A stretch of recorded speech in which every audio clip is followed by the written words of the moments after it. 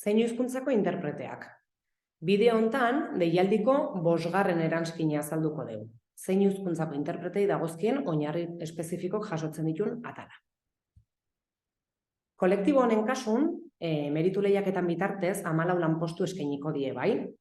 14 lanpostu horiek 2 ataletan banatzen die. Batetik, lanpostu perfil gabek, edo hizkuntza eskakizunik gabeko, eta bestetik lanpostu perfildunak, bai? Eta atal bakoitze beste 2 ataletan banatzen da. Libre dienak edo desgaitasunen bat duen langileentzako. Kasu hontan, hizkuntza eskakizunik gabeko lanpostu bakarra dao, eta desgaitasunen bat duen langileentzako ez dao perfili gabeko lanpostuik. Beste guztik perfildunek izango die, eta desgaitasunen bat duen langileentzako lanpostu bakarra gorde da. Orduan, bat perfil gabea, eta beste bat perfildune desgaitasunen bat duten langileentzako. Beste guztik perfildunek eta txanda libreko izango dieke. Meritu lehiaketa honen bidez, gehienez 100 puntu lortuko ditugu. Eta 100 puntu hauek daude banauta 2 ataletan. Batetik, esperientzia 60 puntukin, eta bestetik bestelakoak 40 puntukin. Meritu lehiaketa honetan lortuko dugu puntuazio totala, izango da azpiatal bakoitzen lortzen dugu puntuazion batura. Eta merezimendu guztik eskaera epea bukatzen den eguneako lortuta izan behar ditugu. Hau da, eskaera epea bukatzen baldin bada demagun otsaien 15 eta ni aiba naiziten ikastaro bat martxon 25 bukatzen dana, ez zait kontutan hartuko, bai? Eskaera epea bukatzen den egunen, oraindik ikastaroi bukau gabe edukiko detelako. Orduan, eskaera epea bukatzen den eguneako merezimendu guztik lortuta izan beharko ditu. Zein hizkuntzako interpreten baremon taula, bai? Bueno, kolektibo honen kasun, azken 15 urtek hartuko die kontuta. Nik 17 urte baldin daramatzat lanen, ez zaizkit 17 urte horiek zenbauko, baizik eta 15 urtek. Bale? Eta ez badet lan hain jarraien, imagina naizela 3 urte, 5 urte, 2 urte, 15 urte hauen barrun indituten denbora edo lanaldi aldik, edo lantarte horiek, kontauko zaizkit, baino beti 15 urteko epe honen barrun, bale? Bale, esan bezala, meritu lehiaketa honen bitartez, 100 puntu lortuko ditugu gehienez. 2 ataletan banauta, esperientzia 60, bestelakoak 40. Esperientzien atalen ikusiko duzue 2 azpiatal daudela, bai? Esperientzia orokorra eta esperientzia espezifikoa. Esperientzia orokorren lortu dizkeu gehienez 10 puntu, eta ditu 2 azpiatal.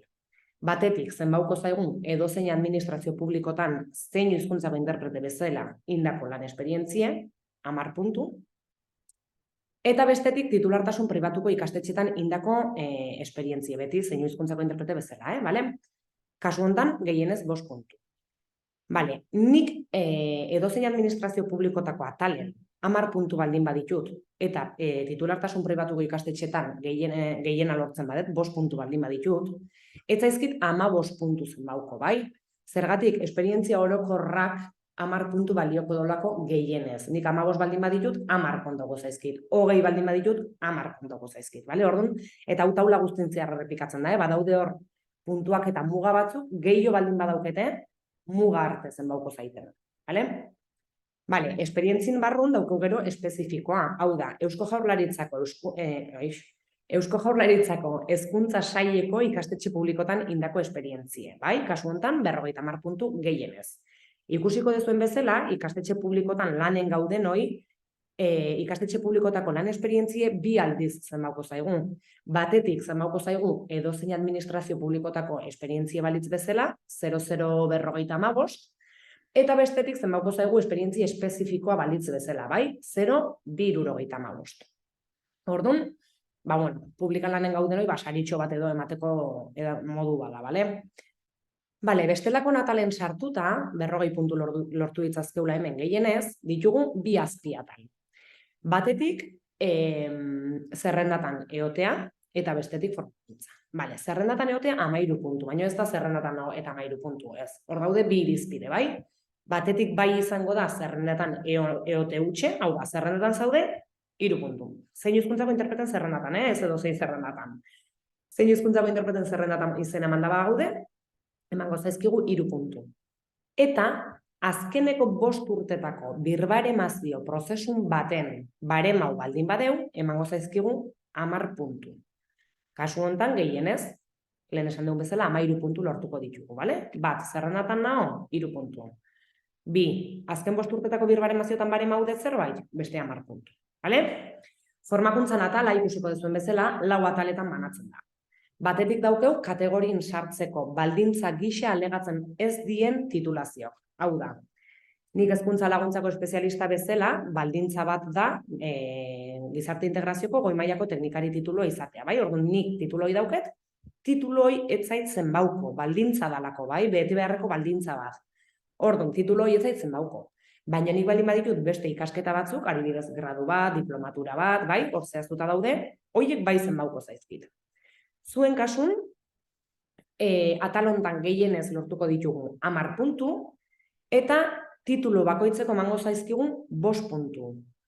Bale, demagun ditutela 3 titulo. Hau da, 2 gradu eta lizentziatura bat. Bai? Izango lieke 3 bider 5, 15. Ez zaizkit 15 puntu zenbauko.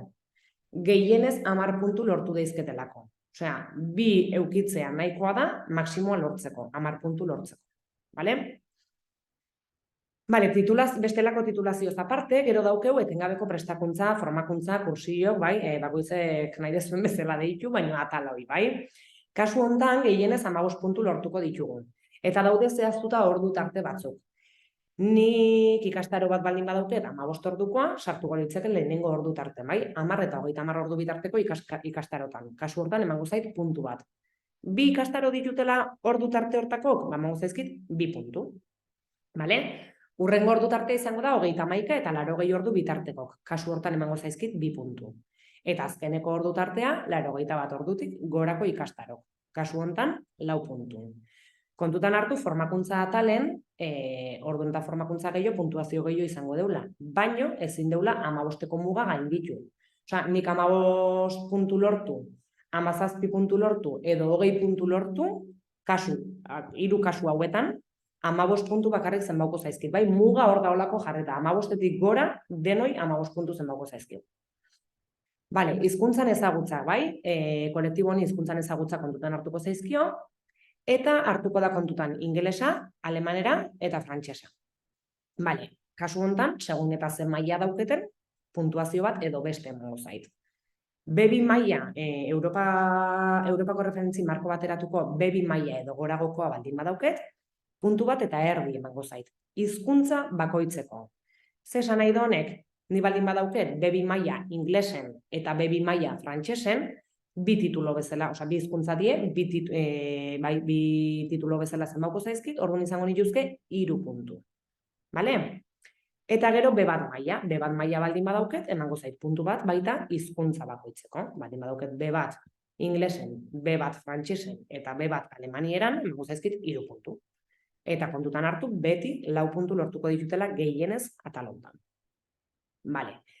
Informatika ezagutzake kontutan hartuko zaizkio kolektibo honi, eta informatika ezagutzen atalan gehienez 2 puntu lortuko ditut.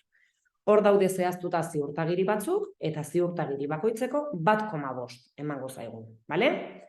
IT txartelaren bitartez egiaztatu beharko deu, eta maila aurreratu edauke nahi, onartuko zaio oinarrizko mailak ere baditxula, bai? Ulertzen da, aurreratu bali madukez, beste ere baditxuzu baia. Bale, eta gehienez, 2 puntu. Bukatzeko hor beran daun taula, bai, euskeran ezagutza. Euskeran ezagutza kontutan hartuko da bakarrik perfilik gabeko lanpostuk aukeratzeko garaien. Hau da, nik baldin baditut, imaginau, 80 puntu, lehenengo taula horren arabera, 80 puntu lortu ditut, bai? Beti egonez, 80 puntukin. Baino, perfilik gabeko lanpostu bat hartu nahi baldin badet, behidauko zait, aber euskera ezagutzaik badauketen edo ez. Bale? Bakarrik kasu hortan, perfilik gabeko lanpostu bat aukerau nahi behadet. Bale? Euskera ezagutzak baditut, bale? Ze euskera ezagutza ditut? Baldin badauket C1 edo C2 baliokidea, emango zaizkit 11 puntu, orduan izango nituzke 80 gehi 11, 100 bat. Eta baldin baditut, baldin badauket B1 edo B2 maila, emango zaizkit 6 puntu. Bale? Orduan, euskera ezagutzak bakarrik hartuko zaizkit kontutan, perfilik gabeko lanpostu bat hartzako garaien. Bestela euskera ezagutzak ez diezen bau. Bale? Hau dena azalduta kontutan hartu, deialdiko lau atalen, jasotzen dela eskaerakin bate aurkeztu beharreko dokumentazioan atala, bai? ze dokumentazio aurkeztu behar dan, nolakoa izan behar dan, alegatu behar deten edo ez, ofizio zenbauko dan edo ez, bale? Orduan, deialdiko lau atala, irakurri erne eta arretaz, bale? Eta, bueno, guzti esanik, baina ikusiko dezuen ni bukatzen den ere aldetik, baino PowerPointak jarraitzen dola, bai? Da, oain arteko azalpen berdine, bakarrik erderaz daukezuela. Eta, bueno, nire aldetik listo, mila esker, sorte on denoi, eta animo, bale? Venga.